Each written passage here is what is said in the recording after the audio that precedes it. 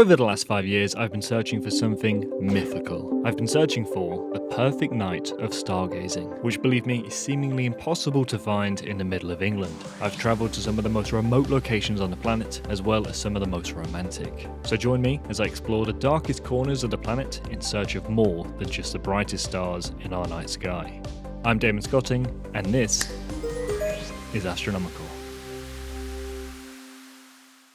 This month, I'm heading to one of the most romantic destinations on the planet, which also happens to have Bottle 1 skies. This is the Maldives. It's the second time I've travelled to the Maldives by myself, and I was eager to make a point that you could visit these islands without breaking the bank. I paid just £150 for my return flights, along with 30,000 air mile points worth £300 and a 2-for-1 voucher I'd been saving for a while. So for the first half of the trip, I stayed at a budget-friendly resort on the island of Mafushi. I paid just under $80 per night for their cheapest room and breakfast. The return speedboat transfer was $50, which meant that the total cost of this trip was under £1,000. Alongside my stargazing videos, I also wanted to do a video comparing what it's like travelling to the Maldives with a budget of £1,000 versus £10,000. We'll get to the £10,000 part later on, but for now, let's enjoy our low-cost adventure to paradise.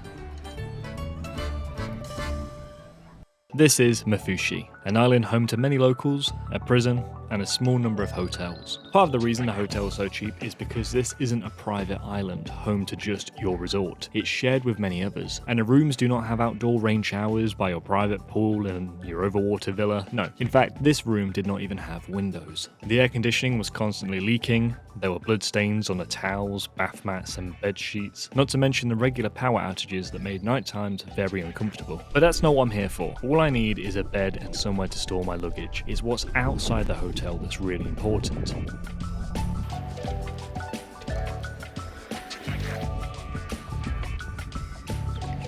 The island was a decent walk from one end to the other. Located at the opposite ends of the hotels is Mafushi Prison, and here are what I believe were the local children of the island running laps. Not prisoners, I don't think.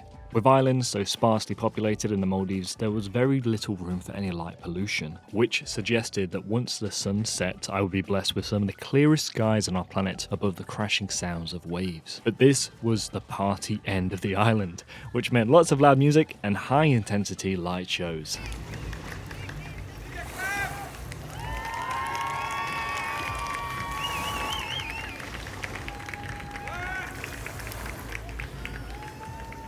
Once it had gone midnight, however, the party shut down and there were some truly spectacular sights to be seen. In fact, just above the horizon, you could see the Andromeda Galaxy as a faint grey smudge.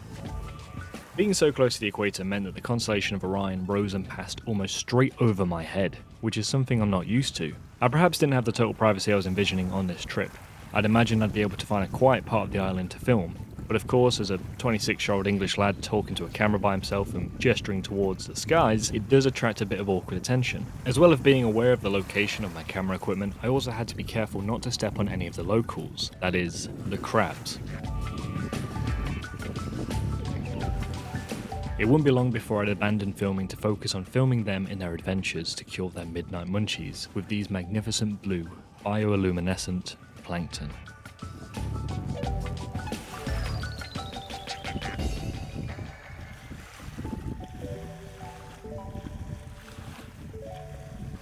If you want total privacy, sure, the local islands will have their downsides, but if you want cheap food, then this is a must. Maldivian resorts will charge you an arm and leg for even the most basic commodities, and your burger and chips is no exception. Here on Mafushi, with so many competing restaurants and an abundance of locals, the food is priced a lot more fairly than elsewhere. One of my biggest takeaways from Mafushi was that no matter where I went on the island, a gang of cats was never too far behind. These beauties were absolutely everywhere. You couldn't get away from them. But look at those eyes. Why would you want to? I'll tell you why. How about when it's 4 AM and one of these little buggers is crying outside your room on the 5th floor? That's right, you heard me. The 5th floor. I don't know how this little dweeb made it up there, but I managed to guide him downstairs to the lobby and he wasn't impressed. I'd had some good nights on the shores of Mafushi stargazing, got some decent footage for a few new series I'm excited about, and spent very little on accommodation and food. But if I'm being honest, had I have gone home at this point, I would have been very disappointed. I took a speedboat transfer back to the airport, where I was then going to transfer to my next hotel, the Radisson Blu Maldives Resort, where I would travel via seaplane to my own private overwater villa. But paradise isn't cheap, and this price felt like a cruel joke. The cost of the return seaplane transfer was almost as much as the price I'd paid for my return 11-hour flights to the Maldives. Actually, not almost, it was more, and that's because you are given a luggage allowance of just 25 kilograms. For every kilogram you go over this, they charge you an extra $5.6. Now, I was like 17 kilograms over this. A lot of it was due to food and drink I'd bought cheap on Mafushi to save for when I went to the Radisson, but I was now being charged almost $20 for 2 bottles of Coke. I also joked that I'd had an extra large breakfast this morning and was wondering whether they were going to charge me an extra $50 because of that, or if I should pop to the toilet. Joking that I was literally going to be shit money. I think they were aware of the absurdity of it. One of the guys who appeared to have a thing with a cashier asked her for a bag that I could place my Coke bottles in and carry onto the bus with me. He said I wouldn't be charged for their weight and advised that when I went to the lounge area that I should stock up on all the free drinks in their mini fridge. He was a nice guy, and the ladies who served me were also really understanding, so I managed to shave off a bit of the cost, but it still came up to a whopping $526, which only cut deeper when I noticed the couple in front of me wearing their jackets in the sweltering heat and saving themselves $30. Now that's a big brain move. I thought back to all those food delivery orders I did during the wet winter months in order to pay for this hotel transfer. In fact, if you do the maths, then it works out that I did about 120 orders to pay for these cramped 40-minute plane rides with no aircon. I must admit, the views of the islands as we passed over them were quite special, but not $450 special. They also offer speedboat transfers to get you to and from the island, but they're also $450. And I know what you're thinking, well, if the transport to the hotel costs that much, then the hotel prices must be astronomical. And you'd be right. The room I'd booked at the time was going for £1,400 a night, meaning a week in paradise would set you back £10,000. Over lockdown I had nowhere to travel to, which meant my credit card points were building nicely, and the referral bonuses I got were very generous, to the point where I could complete one of the best valued hotel points redemptions on the planet. For 7 nights in a sunset overwater villa with breakfast, I paid absolutely bugger all. Now, I've already blown my entire budget on the seaplane transfer, which leaves me with a remaining budget for the rest of the trip of £0. That's right, whilst I'm here, I'm going to spend nothing. When you land and step off the plane, you are warmly greeted by a variety of staff members, one of which will be assigned as your personal representative for your stay here. Any questions? You have a direct line with them. You need a lift to breakfast? No worries, mate. Let me just hop in my buggy and I'll swing by your villa and pick you up. For me, I hit the jackpot. I got Toby. She was amazing. We spoke a lot about teaching and how she was going into teaching back home before taking this job. She clicked into the fact that I like being left alone early on and was very respectful. But she was also overwhelmingly reassured that I was still alive whenever we'd cross paths elsewhere on the island. This place is stunning. Checked in, come into the room, and this is what they have laid out for me. They have 2 little smoothies just over there. Smoothies? Actually no, fruit juices. But this display here, welcome Mrs. Godding, Damon. Fantastic, look at those macaroons, look how nice they look. This place is enormous. Right, so clearly a lot of space. Beautiful long desk over here. Now we're getting to the really cool part. Inside here we have the bathroom, of course. Beautiful bath. Look at that. That is absolutely gorgeous. And talk about the view you have as well. You can see a nice little ladder to get you into the water. And then over here we have the best sight of them all, and that is your own private swimming pool. So we are in an overwater villa. I don't know how much I trust that. I really don't know how much I trust putting my entire body weight on there. But I suppose if you fall through, it's not the worst thing in the world. Look at that. How bloody amazing is that? It was at this moment, as I was swimming in my private pool as the sun set behind me, that it dawned on me. My life has peaked. Seriously, how does my life get any better than this? Unless I one day become the host of the Sky at Night or Arsenal win a Champions League, then this is as good as it gets for me.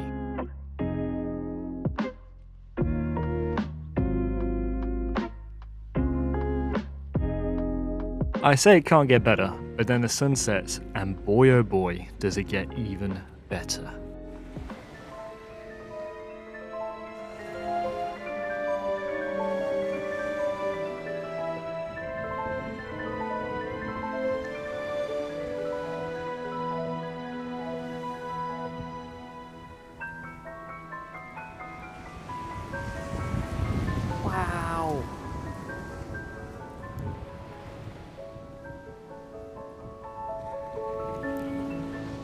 I slept like a baby that night, and what a perfect first day. I went for what was one of the best breakfasts of my life, and I say that because I had at least 4,500 calories, you know, since I'm not going to pay for lunch or dinner. I then walked back to my villa. This is it, by the way.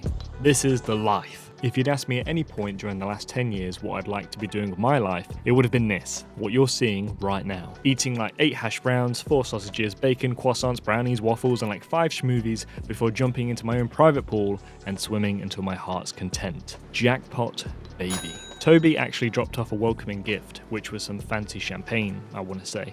I didn't actually take that much notice of it, and I don't ever really drink unless a respectful amount of peer pressure has been applied. But hey, free ice. You can't underestimate how refreshing that was. Arguably even more than a glass of champagne by the pool.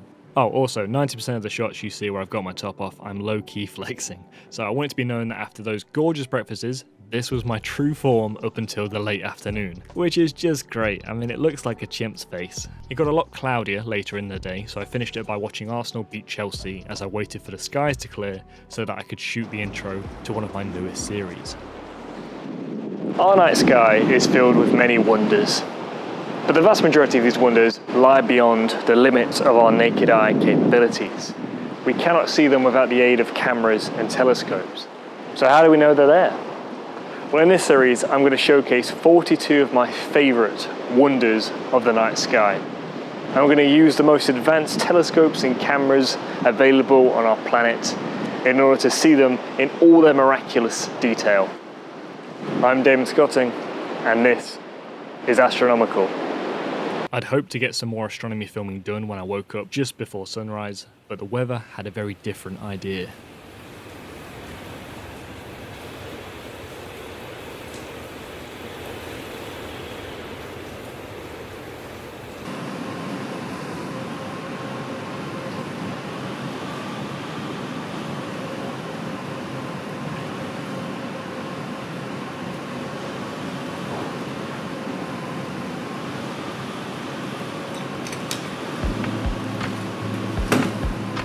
Was I going to let this rain stop me?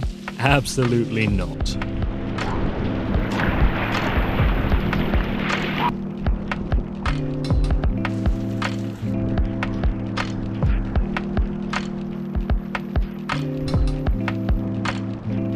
Tomorrow's a new day. Hopefully the weather will pick up by then.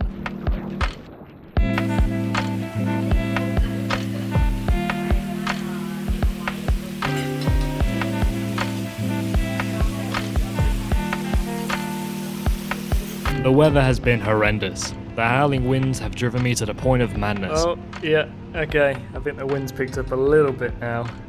I need to get out and make the most of this island before I go home. But when will the rain end? Now. There's a parting in the clouds. I read that kayaking and paddleboarding are included as free excursions for guests on the island.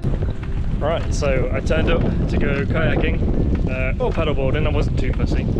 And it was still sunny, very sunny, and I got told, sorry sir, it's going to rain soon, so we can't go out there whilst it's cloudy. And I said, oh okay. I've just been dropped off back in my room, and he was right. He was right, it was going to rain, it is raining. Of course, the best day of the trip had been the first one. Of course, you had to give me a taste of the grandest paradise only to rip it away and tease me with it for the rest of my stay. I lay awake at night hoping for the gentle sounds of the rain to stop so that I may lay my eyes upon the countless wonders of our night sky, but alas, I'm imprisoned by this overwater villa in search of these mythical clear skies. As I descend into my madness, I discover a place in which there were no raindrops lashing down upon my head.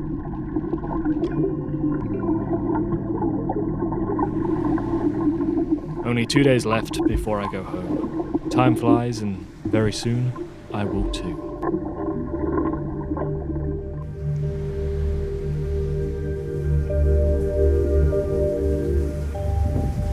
It happened. It finally happened. As the moon set below the horizon, I could see the stars, and you will never believe what I saw next.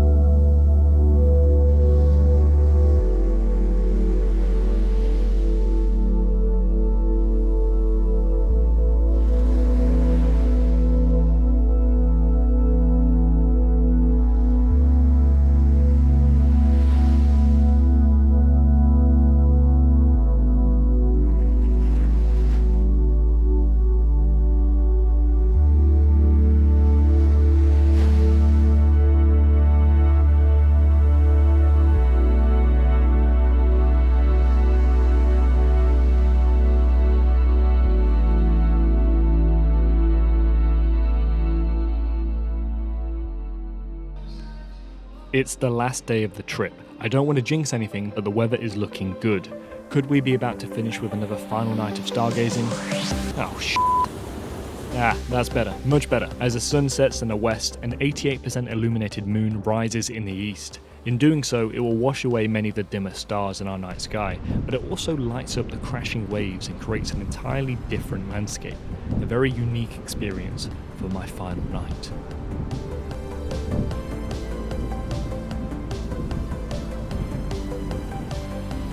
This time tomorrow I'd be back in England, where it was also raining but with a mild hint of depression.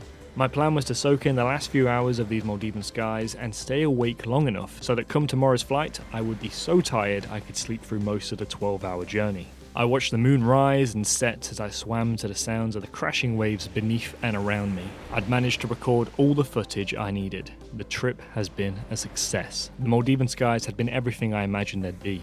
I would like to come back here someday, but with one of my telescopes and a pair of binoculars, and I'd like to time it so I was staying during the peak of a meteor shower, as I was truly amazed by how many meteors I saw, despite there being no ongoing meteor showers. If you enjoyed this episode of Stargazing Adventures, then make sure you're subscribed and have the notifications bell turned on for the following episodes. I have already shot 5, but I'm planning on shooting 2 more during the next couple of months. Leave a comment down below if there's a place on our planet where you would really like to explore their night sky, or leave a suggestion for any places that I should go to next. Until next time, I'm Damon Scotting, and this was Astronomical.